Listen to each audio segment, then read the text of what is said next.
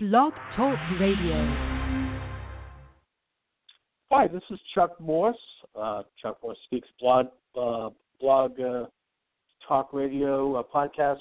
We'll be joined shortly, hopefully, by Timothy P. McCarthy. He's an adjunct lecturer on public policy and a program director at the Carr Center for Human Rights Policy at the Harvard Kennedy School of Government. Tim came to my attention because he's the co-founder of a group called the Resistance School, which has been formed in response to the Trump administration. And let's see, we're waiting for Tim to call shortly. Obviously, this is interesting to me that Harvard would be basically training young people to resist the policies of President Donald J. Trump. And I suppose that the main line of my questioning would be, is this simply an overall opposition to the president because he is President Trump, or are there specific issues that the group wants to take on? And if so, what are those issues? How do they plan to take them on? What do they plan to do? And we're joined by Professor McCarthy. Tim, thanks for joining me this afternoon. Thank you for having me.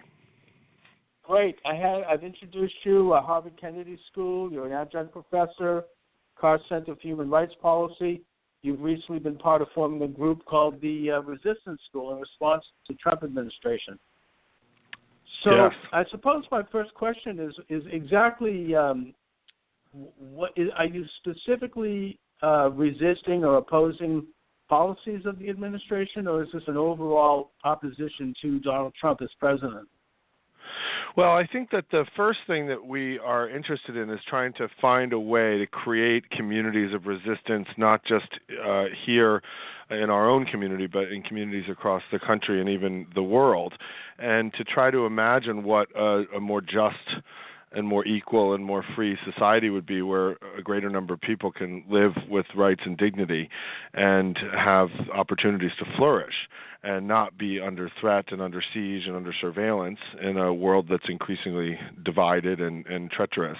And so I think part of what our work is seeking to do is to not just imagine what that world would be like, but then to build skills and to build bonds of community that will help us lay the foundation for that better world, to bring it about. Well, I think it's interesting, and I certainly am with you on the issue of the increase in surveillance. I mean, this was an issue that was exposed a couple of years ago by Edward Snowden, who revealed that the NSA was basically had the ability to eavesdrop on our conversations by cell phone and look at our keystrokes. And we know that President Obama actually enhanced that by allowing that would allow for greater surveillance of the cell phone. But what is this? I mean, are you specifically asking the Trump administration to do something about this? And if so, what? Well, one of the things that I think is important to understand about Resistance School is that we're not, though individual people who are a part of it, myself included, my students, other colleagues, and folks we've been in contact with since it started, are all going to bring, each of us is going to bring our own policy agenda, our own values, our own sense of what is right and wrong to the project. And one of the things that we're trying to do is to create spaces where we can create communities that can come together to debate these things, and understanding that there are going to be differences among us, and that we're going to have to work through some of those things. But we also think that this is an opportunity in our history, I call it a movement moment, where we can try to figure out how we can come together despite those differences within those debates, to have them, to navigate differences, to come up with some kind of common good. And for me, that common good has to start with an assessment of what we value most, what we cherish most, and what we aspire to in common as a nation, as a people, and to try to move us in that direction. I think if we get hung up on which politician has done the worst thing this week or this day, or which particular policy we may have a disagreement about, then we get stuck in the mud and too deep in the weeds. And so I think first of all, we have to come together in a moment where I think a lot of us are feeling under siege, where a lot of us are feeling that the divisiveness of our politics is undermining our ability to actually engage in a common good, to imagine it and to build it. And so the Resistance School is seeking to create a community and communities, both in virtual space because of the online platform, and then also in real space where different people gather in different groups all over the place, not just here at Harvard but elsewhere too. The first session that I helped to lead was viewed by folks in 50 states and 20 countries. Tens of thousands of people tuned in, and that's only grown since that time. And so we're not trying to say, okay, here are the positions we need to take on individual policies, although a lot of us have lots of opinions about that. But we're trying to say, what kinds of skills do we need to do work to resist the things that we need to resist, to build the things that we need to build, and to move ourselves in a direction that is getting us closer to a world filled with justice. And so, I have my own views about Donald Trump. I have my own critiques of what he's doing and what he's saying, and I have my own critiques of what President Obama did. I also have things that I admire about President Obama, and and we can talk specifically about policies. But for us, what we're trying to do is create an educational environment, a community space where we can come together to have these conversations, to reflect, debate, and build momentum for a movement moving forward from this moment. Well, Tim, even though you have the word, even though according to the Harvard Crimson, the Resistance School was set up in response to the Trump administration, so I imagine its opposition, and the word resistance is one of these kind of old-fashioned communist words, but we'll put that aside. I mean, what you're describing right now sounds to me like something that could include someone like, say, me, who is a Trump supporter and always has been. It sounds like you're trying to create a dialogue where people genuinely can differ. So I suppose that maybe the aspect of this, which is a response to the Trump administration, might be misplaced, at least from what you're describing. But the specific policy that you have mentioned is the business of the growth of the surveillance state, the dark state, whatever you want to call it, which is something that, I think that people who are supporters of President Trump would agree with you on. And it's something that sort of crosses, ideological lines, I think. It's something that we could work together to take a look at. We've seen that there's been possible Russian involvement, for example, both in the Trump campaign and also in the Bernie Sanders campaign. And that now there's Russian involvement in European politics, and it's being done through cyber methodologies that are troubling. So those are issues that I think we probably could find common ground on.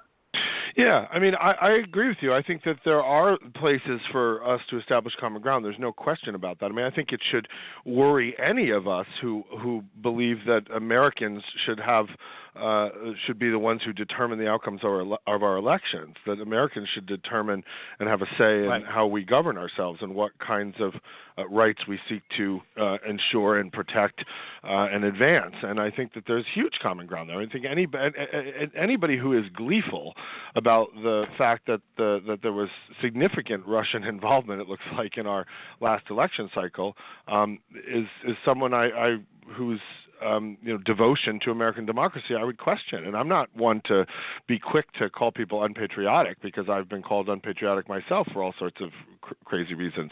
But I'm not one to try to police that. But I do think that if you're so partisan that because of that involvement from outside forces, your candidate may have won, then I think your devotion to democracy is less strong than your devotion to a particular kind of ideology or a particular kind of candidate that represents that or best represents that in any given moment.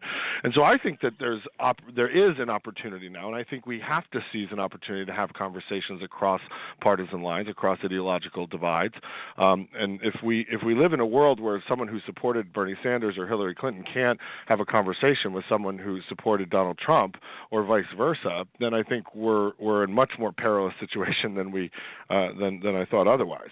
And so, we have to, but that's the thing, we have to create spaces where we come together to have those conversations, where we say to ourselves, okay, look, what do we have in common? What do we have that's not in common?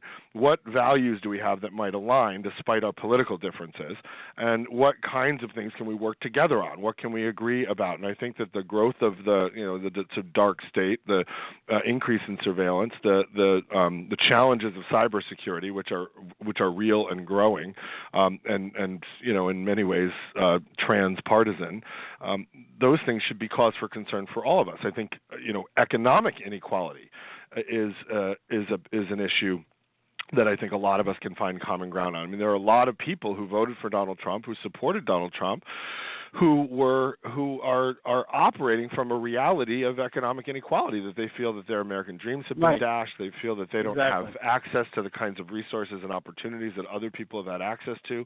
And there are also some of us, who may not be on the downside of that inequality, but who nonetheless are deeply concerned about it, because we know that whenever we have inequalities and whenever we have growing divides between people in terms of their access to opportunities and resources, we're living in a more difficult society, one that is not living up to its promise, its founding promises of freedom and equality and the rights of opportunity. And so, I think there are broad areas rooted in common values that we can work together on. That said, there are going to be issues where we disagree quite significantly, right? So, I opposed the executive order instituting a travel ban from certain countries that were predominantly Muslim. I'm not in favor of building a big glorious wall. I think it's wrong to cut funding for the NEA and the NEH, and so those might be specific areas where you and I or some people may have differences. But we have to engage those differences, lean in, have those contentious conversations, and also work harder than we are right now to find common ground. And that's my concern. I'm very much trying to figure out how in this moment I can be what I called in my first resistance school lecture, a bridge builder and a boundary crosser. How can I move outside of whatever bubble I may live in and engage other people who may also live in bubbles, different bubbles from mine, but bubbles nonetheless, and how we can try to work across those divides. Because if we just stay in place where we are across those lines of difference and division, then we're never going to build the kind of community that I think will have the best chance of realizing the ideals and promises of our and possibilities of our democracy. Well, Tim, I think that this past election has been one of the most divisive elections since probably the Civil War. And certainly in my lifetime, I've seen it. Sure, I've seen it affect people that I know, people in my own family, who in ways that I've never seen. Which makes me think that it's not so much Donald Trump as a person, although that's part of it, but the movement that he represents. And you're talking about creating a movement. In order to create a movement, I think you have to have very specific principles that you stand up to and even emulate, and Trump does that. And his thing is a movement, but it's really a revolutionary movement, and he is a revolutionary figure in many ways. How so? How do you define that? Well, it comes down to something very simple, and it's actually a revolutionary idea that seems conventional on the surface. And should be conventional, but yet it's not something that's been articulated in many, many decades, and that is the idea of putting America first.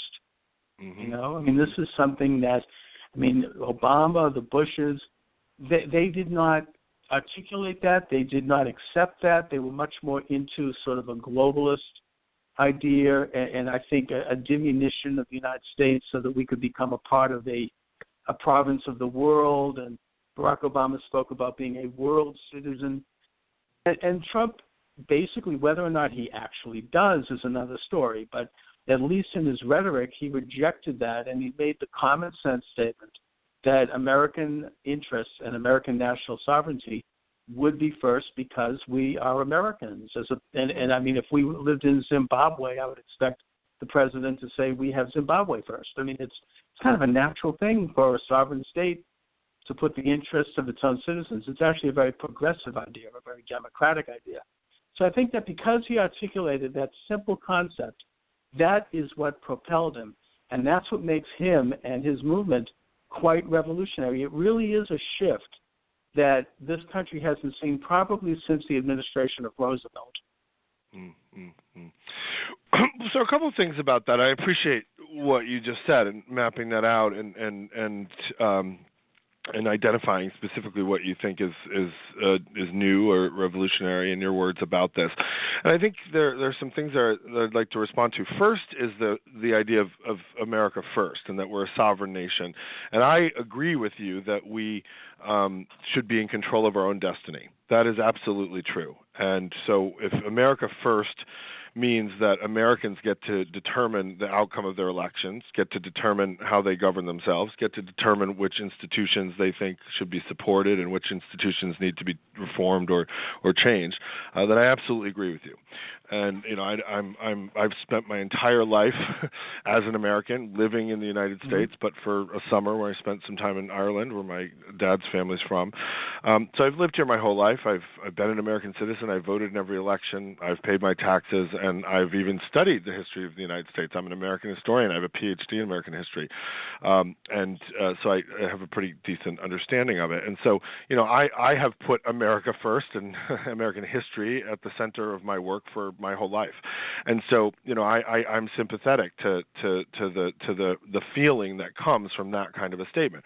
That said, I think that there are some complications there. So one complication for me goes back to what we started talking about at the very beginning, which is that our last election was interfered with by another sovereign state that is not this sovereign state, and agents in Russia who were interested in affecting and in determining the outcome of this particular election. And it looks very much, at least at this point, we don't have all the information, of course, because the investigations are ongoing, that the Trump campaign was deeply involved in conversations and meetings, face-to-face meetings, and who knows what else, with those outside forces of another sovereign state who are seeking to influence this election. So for me, the claim of, make America, America first is complicated by the fact that that kind of interaction and engagement, if not collusion, was happening throughout the campaign and had some influence on the election. So I think when we think about America first, we have to think about how that factors into that. Another thing for me that complicates it with Donald Trump is that Donald Trump, in addition to saying America first, has also been very clear about putting himself first, and that his business dealings, which is the thing that he ran on as his kind of area of expertise and success and achievement, is by definition, his own definition and admission, incredibly global. That this is a man who has made an enormous amount of money. We don't know how much because he hasn't yet fully documented that with the release of his tax returns, which is also a break from recent history.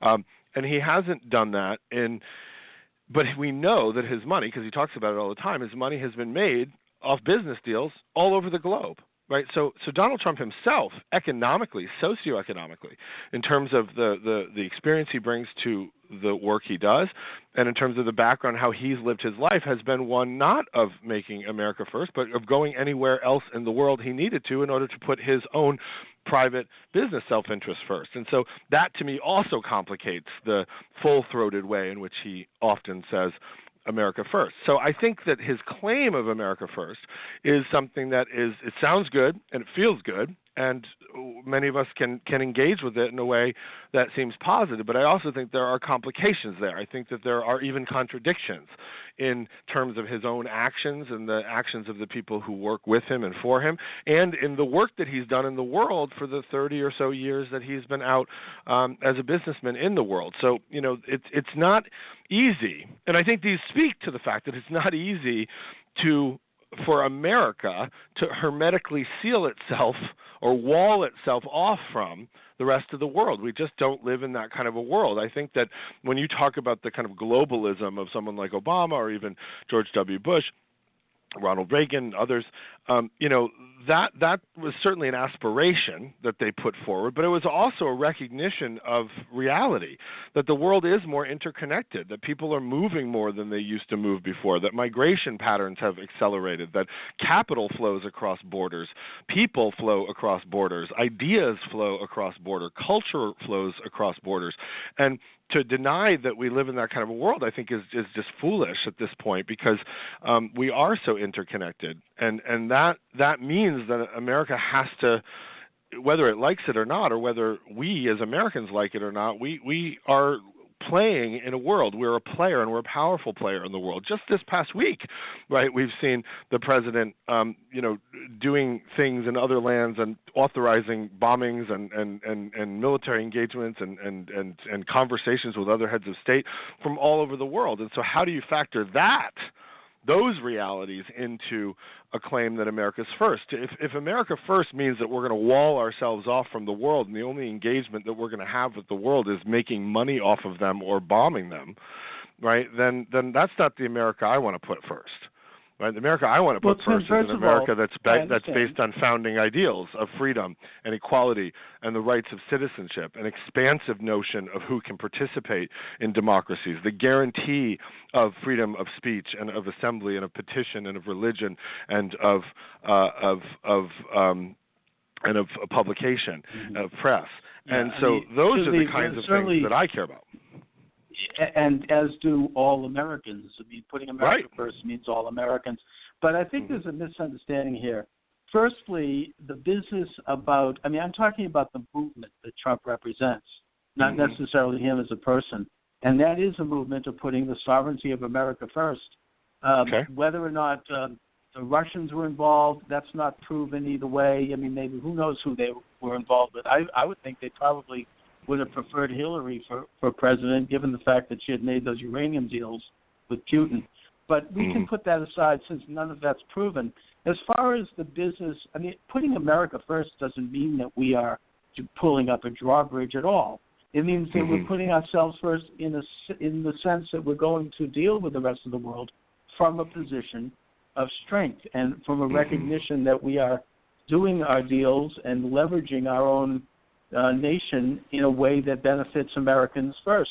It's not isolationism. This is a false canard. The fact that Trump does business internationally, that's not relevant to this at all.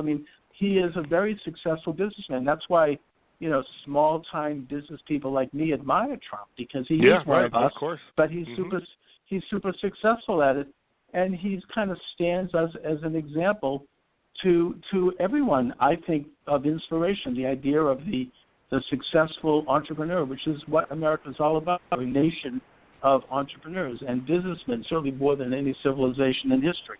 But the idea of putting America first is not, this is like a false paradigm. It's not that we are therefore not doing business in the world at all. Quite the opposite. We want to have international trade, and it's just that the idea is to negotiate it in a way that ensures that American workers, American labor, American business, American culture is advanced, not hurt. So, there's been nothing said by Trump that would indicate that he or his movement stands for anything else. And I think that it's kind of a bit of a false characterization to suggest that putting America first therefore means that we are pulling up some kind of a drawbridge. Well, this is I think that I appreciate the way you articulate that, because that's I certainly think that American interests, when we negotiate with the world, when we engage with the world, obviously we have to operate from a position of strength. Nobody who goes into any kind of negotiation wants to operate from a position of weakness, and certainly if you're the president of the United States or the commander in chief of the American military, that has to be had negotiations that have put us in a position of weakness. The example was the Trans-Pacific Partnership. If you studied that, it was not one that benefited American workers or American industry. The same thing with other of these sorts of agreements that were coming online. And on a diplomatic level, I would suggest that the Iran nuclear deal was not one that was beneficial. It weakened the America's position in the Middle East. And this is something that's coming out from people who live there and who have been talking about this. Yeah. So, no. I understand. I understand it's kind of that. a different way of approaching these things, both economically and diplomatically and otherwise. I agree with you, but there has been no single thing that has destabilized America's position in the Middle East than the way that the United States, in a fully bipartisan way, through now 3 presidencies, has conducted wars in the Middle East.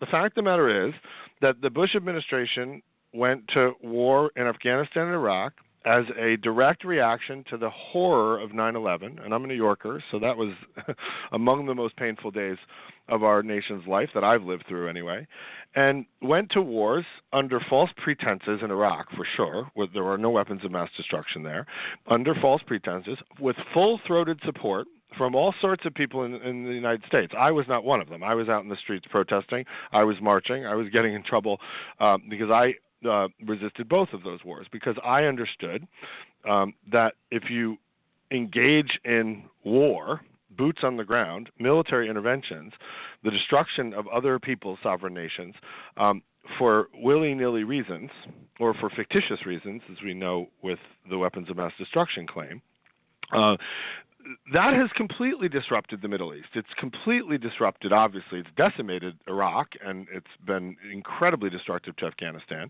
It has also unleashed all sorts of new movements in certain parts of that world, of people resisting the power of the United States, the military might of the United States, through the recruitment of people whose lives and countries and families have been destroyed by American warfare and military intervention. So if you want to talk about, the Iran nuclear deal, we can, debate that all we want. But we Tim, can't. But the Iran, no. I understand that, but the Iran nuclear against those things. But he said he was against the Iraq war, and the question of whether or not American intervention actually increased the advent of Islamic terrorism, or by not intervening, it would have increased more because they would have become more bold as they did during the Clinton years. But we'll never know that. We'll never know that. We don't. We'll never know that. Right. And I believe me. It.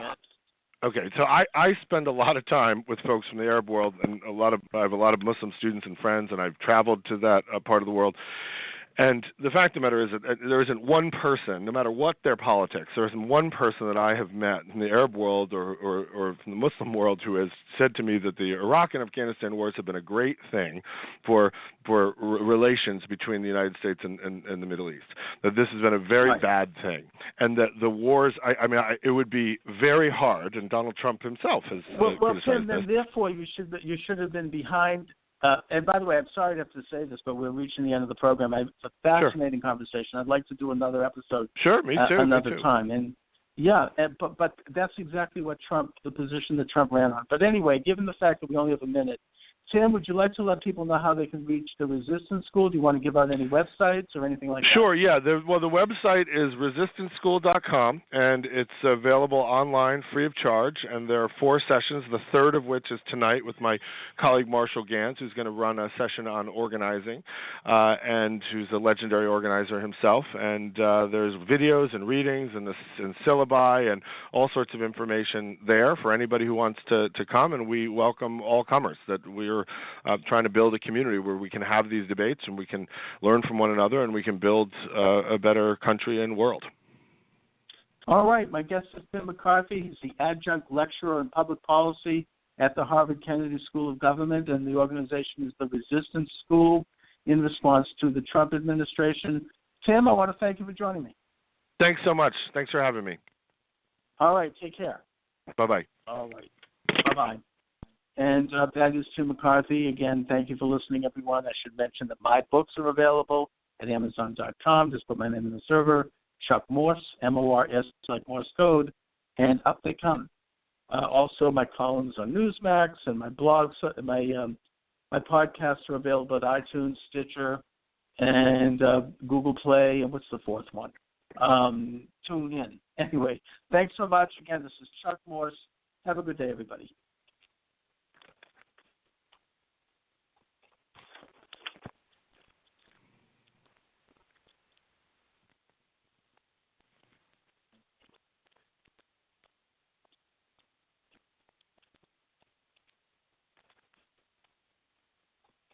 Daddy, where do babies come from? Honey?